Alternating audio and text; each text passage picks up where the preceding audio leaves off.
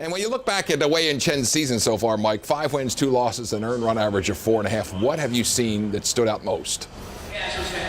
I think the Orioles' run support they're giving him really has stood out most. That's why he's got those wins. But, you know, Wei and Chen really relies on fastball location, and in some starts it just hasn't quite been there.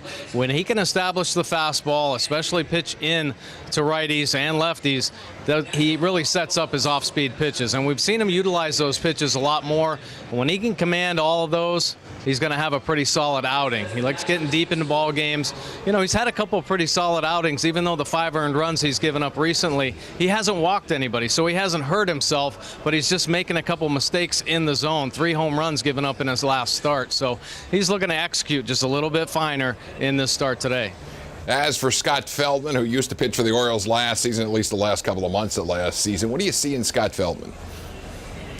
Well, he's having himself a pretty good year. You know, he's a finesse-type pitcher, not overpowering by any means, but he can sink his fastball, he cuts his fastball, really works the perimeter of the plate, tries to induce that weak contact, but it's his breaking ball that's been coming up big for him. He likes to use it with 2 strikes. Here's a look at his pitch arsenal this season, that fastball at 50%, and like I said, 3 fastballs, cutter, sinker, and a 4-seamer. The breaking ball he's using 36% of the time, and the changeup you'll see on occasion, but likes to go to the breaking ball, the big slow breaking ball, 71 to 77 miles an hour. It just seems like it's never going to make it to the plate. It looks so good coming in, and on occasion it has some nice tight finish at the end.